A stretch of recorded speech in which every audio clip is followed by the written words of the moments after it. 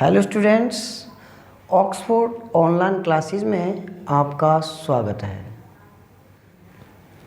हाँ जी, देखिए, इससे पहले वाली वीडियोस में हमने देखा कि जो प्रत्यय हैं उस प्रत्यय के भेद कितने होते हैं, और उन भेदों में भी हम जो कृत प्रत्यय के भेद हैं उन कृत प्रत्यय के जो 3 भेद पढ़ चुके हैं, कत्वा, ल्यप और तुमन, 3 भेद इसके पढ़ चुके हैं। और चौथा जो भेद है हमारे पास वह है सत्रि प्रत्यय। अब सत्रि प्रत्यय के बारे में हम यहाँ पे जानकारी प्राप्त करेंगे। देखिए, जो सत्रि प्रत्यय है इससे जो बने हुए वाक्य हैं उनका प्रयोग रहा है,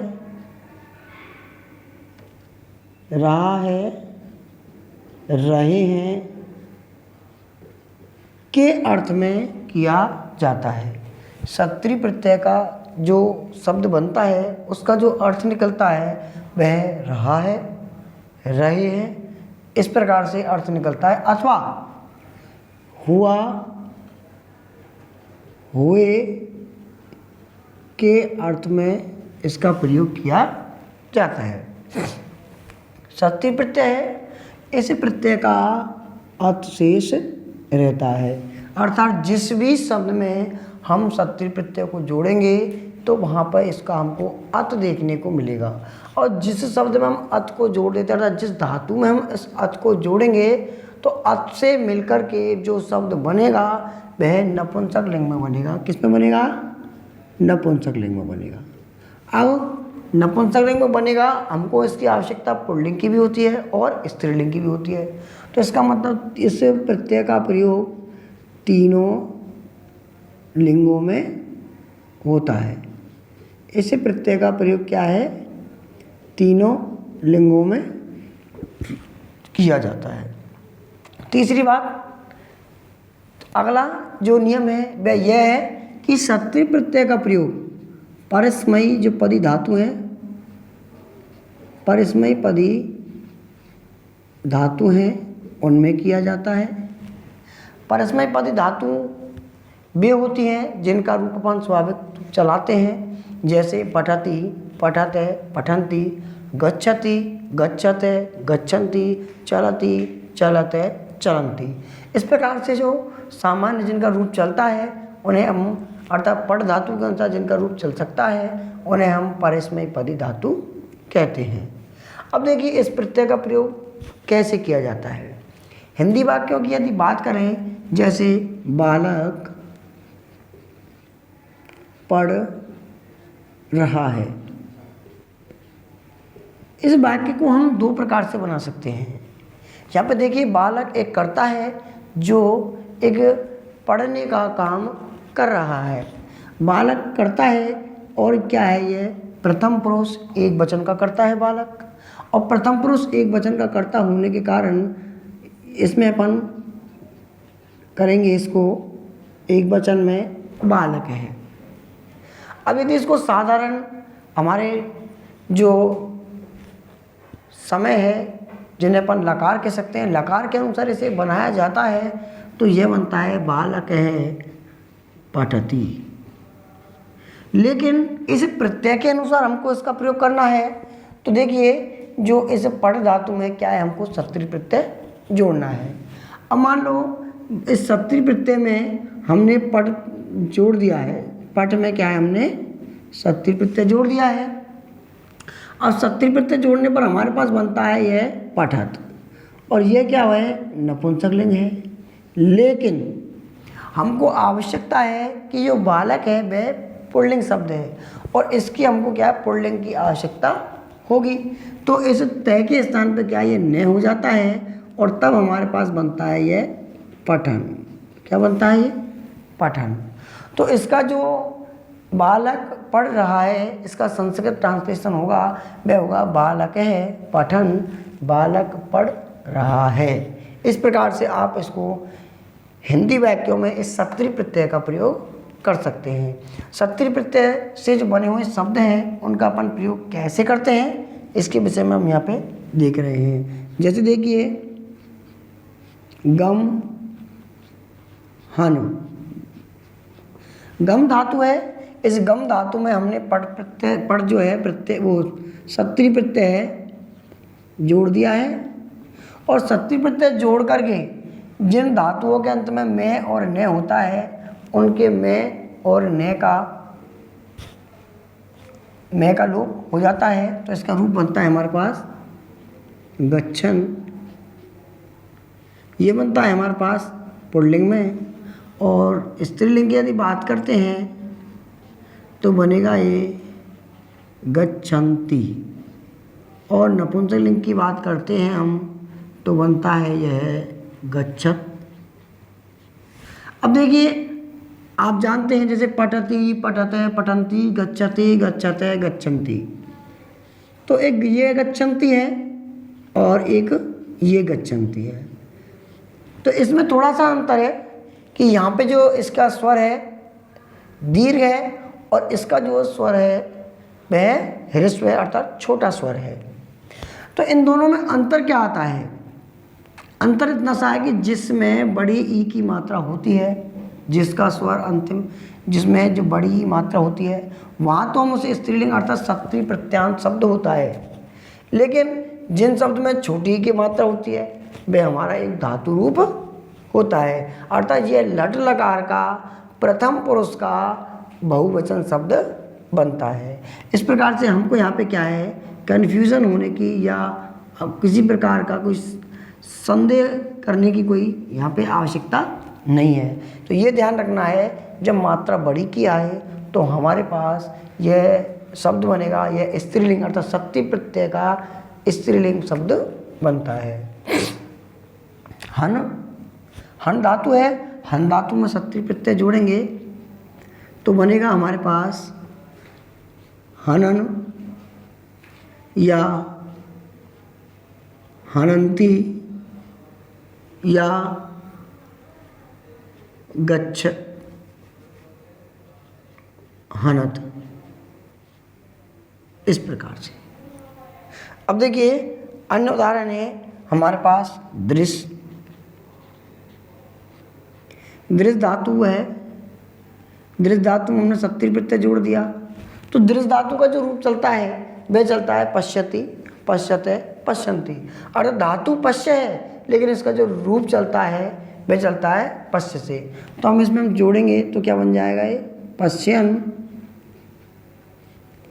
पश्यन्ति और पश्यत। इस प्रकार से हम इनके रूप बना सकते हैं। आगे है पाधातु। पाधातु में यदि अपन सत्ती प्रत्यय जोड़ते हैं तो बनता है यह पिवन, पिबन्ति और पिबत। और यदि बात करें हम श्रु, जो धातु है, श्रु धातु का मतलब होता है सुनना, और श्रु धातु से शब्द बनता है शृण्वन, शृण्वन्ति और शृण्वत। इस प्रकार से हमारे जो सत्ती प्रत्यांत शब्द होते हैं उन सत्ती प्रत्यांत शब्दों में इस प्रकार से इनके जो शब्द हैं उनको हम बना सकते हैं गच्छन, गच्छन्ति, गच्छत, हनन, हनन्ति, हनत, पश्यन, पश्यन्ति, पश्यत, पिबन, पिबन्ति, पिबत, शृण्वन, शृण्वन्ति, शृण्वन्त। और भी अन्य उदाहरण हम देख सकते हैं जैसे चल है, चल में हमने सत्ती प्रत्यय जोड़ दिया है तो हमारे पास बनता है चलन, चलन्ति, चलत। हास धातु है, हास में यदि सत्ती प्रत्यय जोड़ दिया हमने तो हसन, हसन्ति, हसत।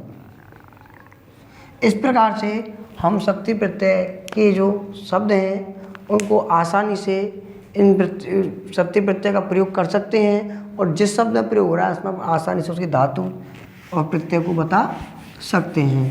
तो देखिए इसके बाद हमारा जो दूसरा उदाहरण आता है, या जो दूसरा इस सत्तिर प्रत्यय के बाद प्रत्यय है 5वें नंबर का, वह है सानस प्रत्यय। क्या है वह? सानस प्रत्यय।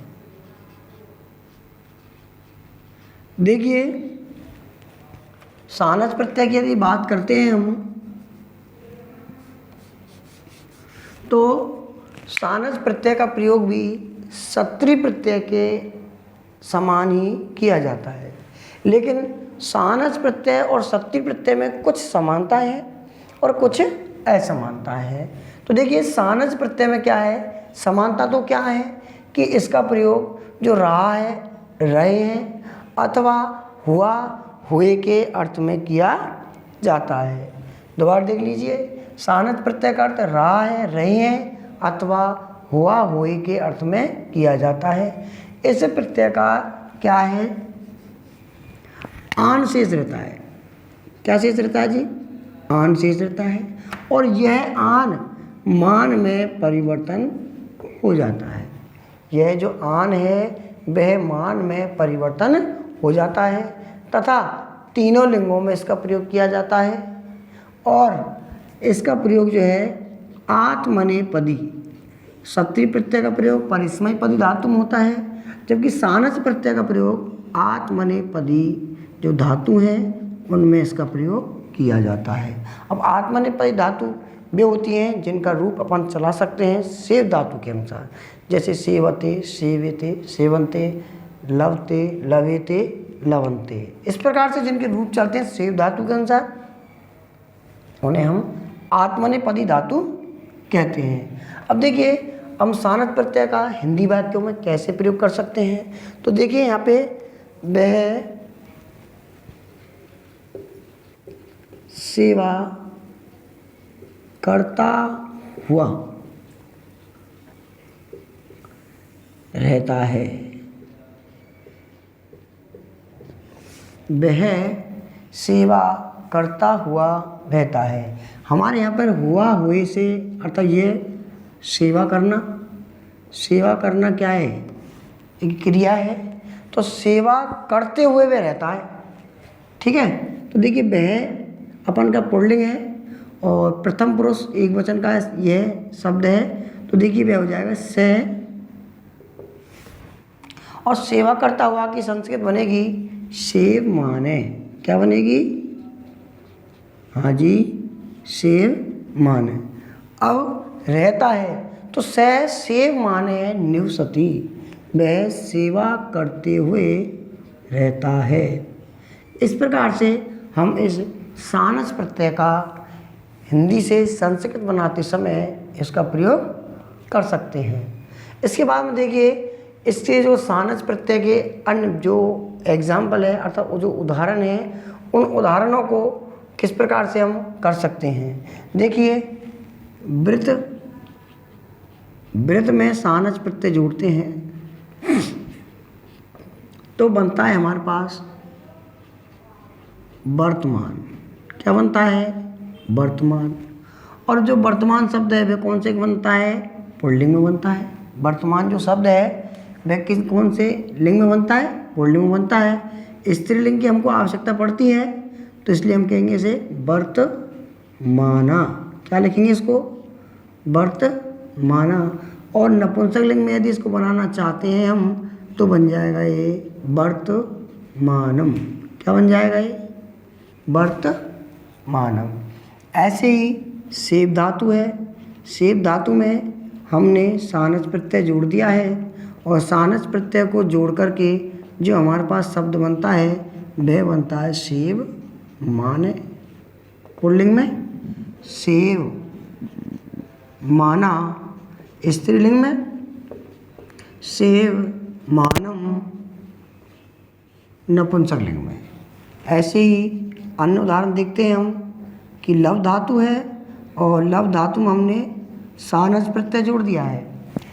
लव धातु में हमने सानस प्रत्यय जोड़ दिया है, तो देखिए लवमान है, लवमानम, लव माना और लभ मानम, इस प्रकार से। वृद्ध धातु है बढ़ना, वृद्ध से वृद्ध में यदि अपन सानस प्रत्यय जोड़ दिया है तो बन जाएगा ये वर्धमान, वर्धमाना, वर्धमानम। इस प्रकार से देखिए अन्य उदाहरण भी इसके हम लिख सकते हैं। जैसे क्री धातु है, क्री धातु हमारे पास आत्मनेपदी भी होती है और परस्मैपदी भी होती है। तो देखिए क्री से कुर्बान, कुर्बाना, कुर्बानम।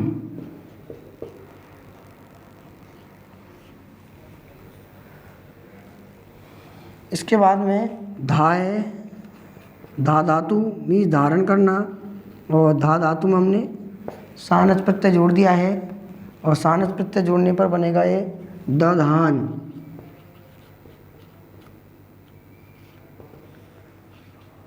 दे धाना और दे धानम। इस प्रकार से हमारा जो सानस प्रत्यय है उस सानस प्रत्यय के जो उदाहरण है और इसका प्रयोग कैसे करते हैं वो हम इस प्रकार से देख सकते हैं। इसके बाद जो सानस प्रत्यय के बाद में हमारा जो अगला प्रत्यय है वह है कत प्रत्यय। कौन सा है? कत प्रत्यय। कत प्रत्यय की यदि बात करते हैं हम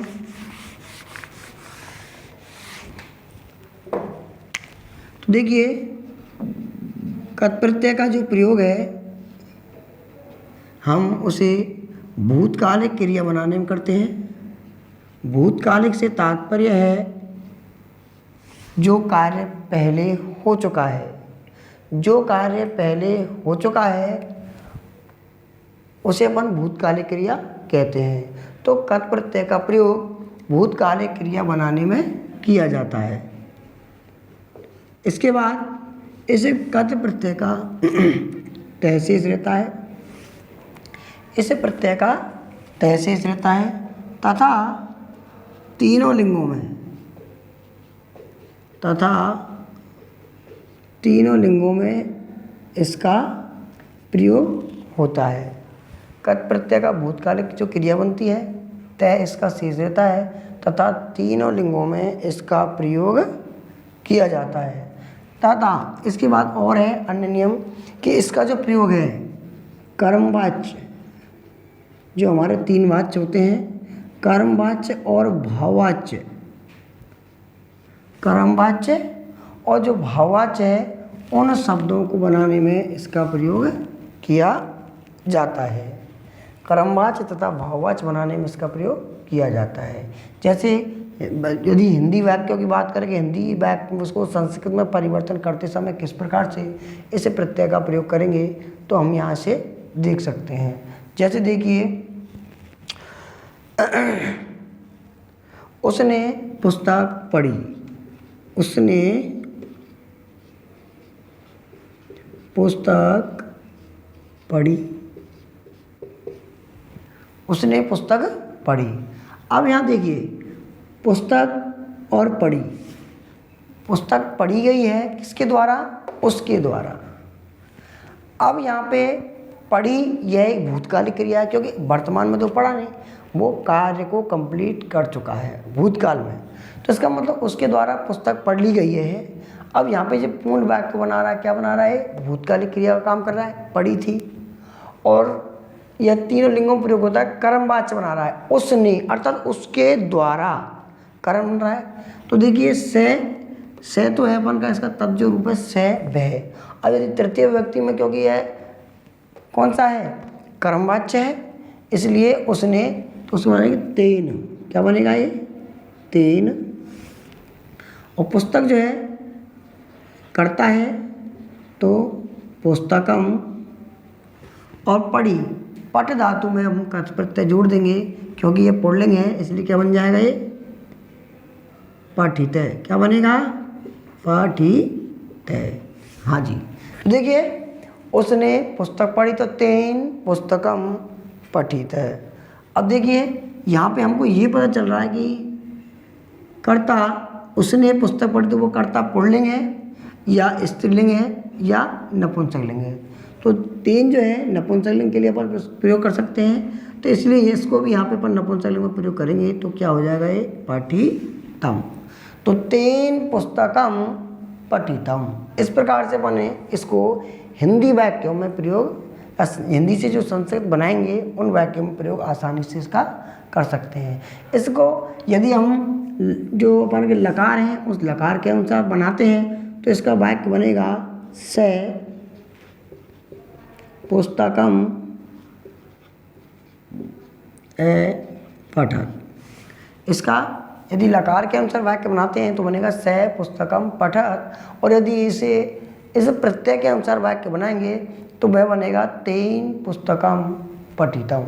तो इसमें सिर्फ ये तो है लंग लकार प्रथम पुरुष का रूप और ये है सत्रि प्रत्यांत शब्द। इसी कारण इसको अपन भाववाच्य में परिवर्तन करते हैं, और यहाँ पे इसको भाववाच्य में परिवर्तन न करके कर्ता के अनुसार इसका प्रयोग करते हैं। हाँ जी, अब देखिए कत प्रत्यय का जो उदाहरण होते हैं, इन उदाहरणों का अपन प्रयोग कैसे करते हैं या कत प्रत्यय को किस प्रकार धातुओं में जोड़ते हैं, इसके विषय में हम देखते हैं। तो देखिए शस धातु है या नस धातु है। नस धातु अर्थात इसमें अपन कत प्रत्यय जोड़ते हैं। तो नस धातु में कत प्रत्यय जोड़ेंगे तो इसका तय शेष रहता है। अब देखिए ये स है, तय शेष रहेगा। आपको पता है कि स के बाद में तय आने पर इस तय को संधि का नियम है, इस तय को किस में परिवर्तन कर देंगे? तय में परिवर्तन कर देते हैं। तो हमारे पास जो वाक्य बनेगा वो बनेगा नष्ट है। क्या बनेगा? नष्ट है। अब हमको ये तो बनेगा पुल्लिंग का, हमको आवश्यकता पड़ती है स्त्रीलिंग की, तो बन जाएगा ये नष्टा। और नपुंसक लिंग की बात करेंगे तो बनेगा ये नष्टम। क्या बनेगा? ये नष्टम। देखिए नस धातु में कत प्रत्यय जोड़ते तो नष्ट है, नष्टा और नष्टम। इसके बाद में अन्य भी बना सकते हैं अपन। सुस धातु है, सुस में कत प्रत्यय जोड़ेंगे तो बनेगा ये शुष्क है, शुष्का, शुष्कम।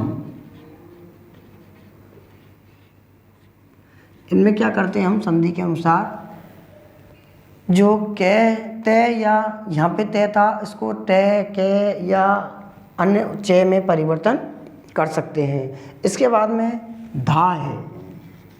धा धातु में अपन ने कत्पा प्रत्यय धा धातु में हमने क्या है कत प्रत्यय जोड़ दिया है।